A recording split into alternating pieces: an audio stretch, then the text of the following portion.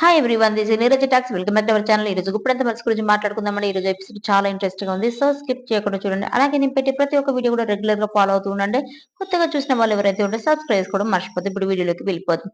అనుపమ మను దేవేని ఇంటికి వస్తారు. అప్పుడు దేవేని మీరు ఎందుకు వచ్చారు అని అంటుంది. వెంటనే అనుపమని మహేంద్ర సార్ కోసం వచ్చాను, తనతో ఓ విషయం చెప్పడానికి వచ్చాను అని అంటుంది. అప్పుడు దేవి అని తనని ఒంటరిగా మీరు వదిలేసి వెళ్ళినప్పుడే తను చాలా చిరాగ్గా ఉంటున్నాడు, తను మీతో మాట్లాడడు అని అంటుంది దేవి అని. అప్పుడే అక్కడికి మహేంద్ర సార్ వచ్చి అనుపమను చూసి, అనుపమ ఎప్పుడొచ్చారు, అలా కూర్చోండి అనగానే, అప్పుడు మను ఎలా ఉన్నారు సార్ అని అనగానే, మహేంద్ర ఏదో ఉన్నానంటే ఉన్నాను, జీవితంలో అందరినీ కోల్పోయి ఒంటరిగా మిగిలాను అని అంటాడు చాలా బాధతో. అప్పుడు మనం సారీ సార్ మిమ్మల్ని విడిచిపెట్టినందుకు అని అనగానే, మహేంద్ర సారీ ఎందుకు బాబు, బంధువులే రాబంధువులుగా పొడుస్తున్నారు, మన మధ్య ఏ సంబంధం లేకపోయినా మీరు నన్ను సొంత మనిషిలా చూసుకున్నారు, అయినా మీరు ఏ పని మీద ఇక్కడికి వచ్చారు అని అంటాడు మహేంద్ర. అప్పుడు అనుపమ, మహేంద్ర నీతో ఒక విషయం చెప్పడానికి వచ్చాను, మేము పర్మనెంట్ గా ఈ సిటీ వదిలేసి ఇక్కడ నుండి దూరంగా వెళ్ళిపోవడానికి నిర్ణయించుకున్నాం, నా కొడుకు కూడా చెప్పాను, తను కూడా ఒప్పుకున్నాడు మహేంద్ర అని అంటాడు. అయినా వెళ్లే ముందు ఒక్కసారి నిన్ను చూసి మాట్లాడి వెళ్దాం అన్నాడు నా కొడుకు, అందుకే వచ్చాను అంటుంది అనుపమ. అప్పుడు మహేంద్ర, ఏంటి మను, అమ్మ చెప్పింది నిజమేనా అంటే, నిజమే సార్ అంటాడు మను. మను, నువ్వు ఇక్కడికి ఒక ప్రశ్నతో వచ్చావు, ఇప్పుడు దానికి సమాధానం తెలుసుకోకుండా వెళ్ళిపోతున్నావా అంటాడు మహేంద్ర. అప్పుడు మను, ఆ ప్రశ్నకి సమాధానం తెలియాల్సిన అవసరం లేదు సార్ అని అంటాడు. దేవి అని తండ్రి ఎవరో తెలియాల్సిన అవసరం లేదనుకుంటున్నాడో, లేక తండ్రి ఎవరో కన్ఫర్మేషన్ వచ్చిందో ఏంటి అనుపమ, నీకు తెలిసిన విషయాలన్నీ కూడా చెప్పేశావా నీ కొడుక్కి అని అంటుంది. అప్పుడు అనుపమ, సరే మీకు తెలిసిన విషయాలు ఏదో మీరే చెప్పండి అని అంటుంది. దేవి ఆయనకి ఏం చెప్పాలో అర్థం కాక, ఏం లేదు తనకి నాన్న లేడు అని చెప్పాలనుకుంటుంది అని అంటుంది. అప్పుడు అనుపమ, నేను వానికి నాన్న లేడని చెప్పానా, ఎందుకలా మాట్లాడుతున్నావు అని అంటుంది అనుపమ. నన్ను ఆశీర్వదించండి సార్ అని తన తండ్రి దగ్గర ఆశీర్వాదం తీసుకొని తన తండ్రికి ఒక హాగ్ ఇస్తాడు మను. అప్పుడు మహేంద్ర, నా కొడుకు నాకు దూరమైన సమయంలో ఈ లోకమంతా శూన్యంగా అనిపించింది, ఈగలతో కష్టాల్లో కూరుకుపోయాను, ఏం చేయాలో తోచని స్థితిలో నువ్వు నా జీవితంలోకి వచ్చావు, నువ్వు నాకు కొడుకులు అండగా నిలబడ్డావు, ఇన్నాళ్ళు నాకు సపోర్ట్ గా నిలబడ్డావు, చాలా థ్యాంక్స్ మను అంటాడు మహేంద్ర. అప్పుడు దేవి నీ కొడుకులా కాదు మహేంద్ర, తను నీ కొడుకే అని తన మనసులో అనుకుంటూ ఉంటుంది. అప్పుడు మను, సార్ నాకు తండ్రి ప్రేమ ఎలా ఉంటుందో నాకు తెలియదు, ఆ ప్రేమ కోసం ఎన్నో ఏళ్లుగా ఎదురు చూస్తాను, మీరు నన్ను కన్న బిడ్డలా చూసుకున్నారు, ప్రతి విషయంలో ఒక తండ్రిలా నన్ను ముందుకు నడిపించారు సార్, నేను మిమ్మల్ని హక్ చేసుకున్నప్పుడు నా తండ్రి కౌగిట్లో ఒదిగిపోయాను అనే ఫీలింగ్ నాకు కలిగింది సార్, మీరు నాపై చూపించిన ప్రేమ వెలకట్టలేనిది, మీరు నాకు ఎంతో మేలు చేశారు సార్, ఆ రుణం ఎలా తీర్చుకోను అంటాడు మను. అప్పుడు మహేంద్ర, అయితే నేను ఓ తండ్రి స్థానంలో ఉండి ఒకటి అడుగుతాను, చేస్తావా అంటే, ఏంటి సార్ అంటాడు మను. అయితే నువ్వు ఈ సిటీని వదిలేసి వెళ్ళొద్దు, ఇక్కడే ఉండాలి, ఇదే నా కోరిక, మీ అమ్మ మాట కాదనలేక నువ్వు ఇక్కడ నుండి వెళ్తున్నావని నాకు అర్థమైంది, అయినా నీ తండ్రి లాంటి తండ్రి కోరిక తీరుస్తావో లేదా అనేది నీ ఇష్టం, నువ్వు ఇంటికి వెళ్ళి బాగా ఆలోచించి ఏ నిర్ణయమైనా చెప్పు అని అక్కడ నుండి వెళ్ళిపోతాడు మహేంద్ర. తర్వాత దేవేని, నీకు ఏమాత్రం పౌరుషం ఉన్న జీవితంలో మళ్ళీ ఇంట్లో అడుగు పెట్టద్దు అని అనుపమకు చెప్తుంది. తర్వాత శైలేంద్ర రంగాని తన ఇంటికి రమ్మని అంటాడు. రంగా ఎక్కడికి సార్ అంటే, మీ ఇంటికి, రిషీంద్ర భూషణ్ ఇంటికి అని అంటాడు శైలేంద్ర.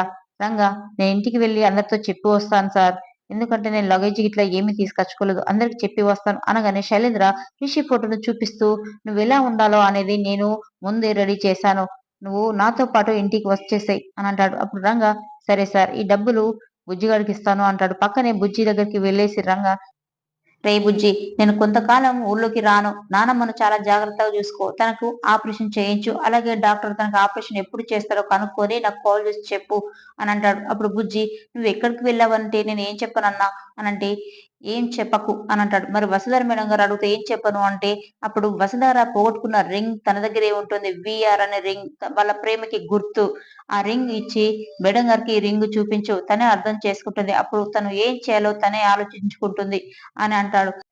ఇదేంటన్నా దీని మీద విఆర్ అని ఉందేంటి, రాముడు హనుమంతుడికి అంగుళికం ఇచ్చి సీతమ్మకి ఇవ్వమన్నట్లు చెప్పినట్టుంది అని అంటాడు బుజ్జి. అప్పుడు రంగా, అంతే అనుకో, నేను చెప్పింది చేరా అని అంటాడు. ఇది ఇస్తే ఏమవుతుందన్న అంటాడు బుజ్జి. అప్పుడు రంగా, ఈ రింగ్ చూశాక ఆవిడ నిర్ధారించుకుంటారు, ఈ రింగ్ తో పాటు నేను ఆ సార్తో దిగిన ఫోటోలు కూడా మేడం గారికి చూపించు, చూసిన తర్వాత మేడం గారికి ఏం చేయాలో తెలుస్తుంది, నేనెప్పుడు ఏం చేయాలో అలాగే నువ్వు చేయు అని బుజ్జికి ఒక ప్లాన్ చెప్తాడు.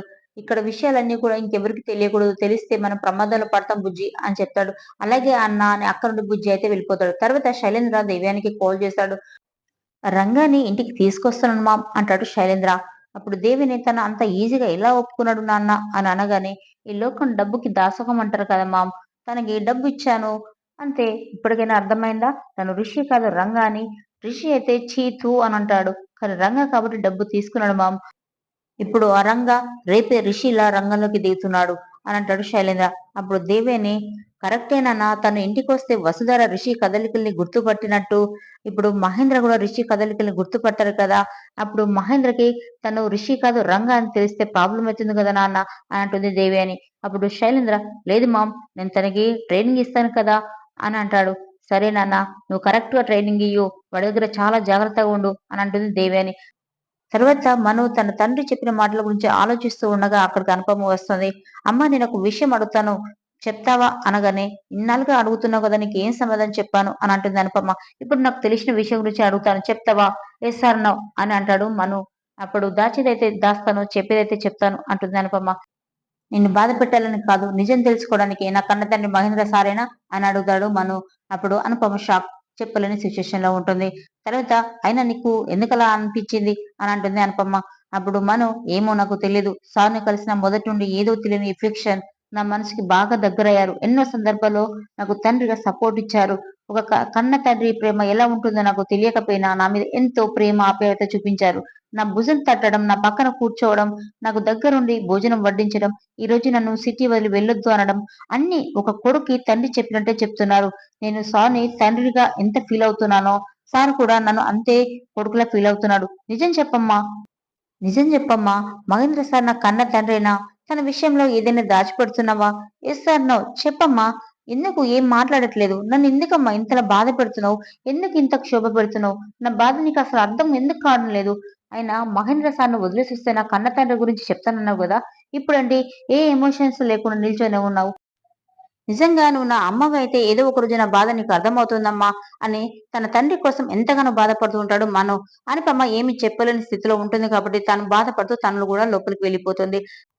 తర్వాత రంగా రిషిలో రీ ఎంట్రీ ఇచ్చిండు తన డిబిఎస్టి కాలేజీని కాపాడడం కోసం. త్వరలోనే వసుధర కూడా రింగును చూసిన వెంటనే తన డిబిఎస్టి కాలేజీని కాపాడడం కోసం తను కూడా వస్తుంది. మళ్ళీ యథావిధిగా రిషి వసుధర మళ్ళీ కాలేజీని రన్ చేస్తారు. ఈ వీడియో మీకు నచ్చినట్లయితే ప్లీజ్ లైక్ అండ్ సబ్స్క్రైబ్ చేసుకోండి మర్చిపోద్దు. Thanks for watching.